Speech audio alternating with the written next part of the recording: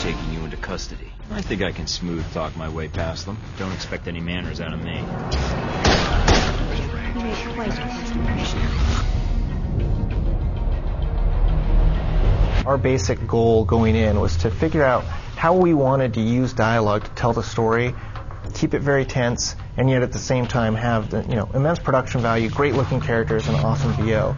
And so all of those top level goals are what we sort of put in the mixing bowl and moved around, and the dialogue stance system is what came out of it. There's some things I'd like to find out before you stop breathing. Charming. Dialogue Stance System, or DSS, is a very fancy way of saying you have choices and that the choices are going to dictate the way the game goes for you. If you go through the Dialogue Stance System and decide to extort somebody and another player decides to execute them, there are totally different options that come up. Why are you wasting my time? Drinking alone is time well spent then. We provide different options, so it's a little bit of choose your own adventure. Why are you wasting my time? So say there's a character that loves for you to be more businesslike. If you come into that conversation and you are being suave, coy, or annoying, you're going to get a lot of different options from them. They're probably not going to give you the information that you wanted, but you may get other things. So what's the code? Tell them that the Adirondacks are beautiful this time of year. The player actually has the option to be the dick or be the hero, be completely in the gray. He can be a chauvinist, he can be a misogynist, he can be a ladies' man.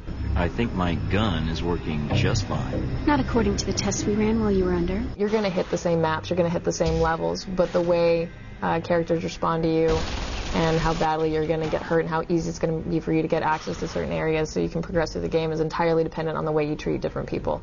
We work together, we both get what we want. In a film, people play off of each other in a realistic and very timing-sensitive type realistic conversation. So essentially, you only have a certain amount of time to respond, but it gives a much more cinematic feel. You're not waiting for somebody to respond. If your objective is to reach the train, then we can help each other out.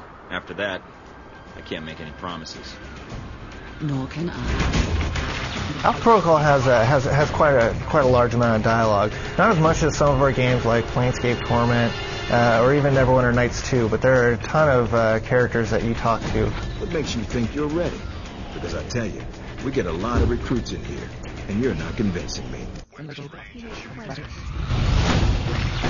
There's a cast of characters that are about 30 sort of named characters that you encounter, along with a lot of B players and C players. Can I help you? Or are you going to stand there and insult my shop all day? I initially thought it would be much more of a challenge, but once we actually got in the studio and the voice actor who plays Michael Thornton, he picked it up within one dialogue. What I don't understand, though, is why we're talking at all, unless keeping me alive is important for some reason.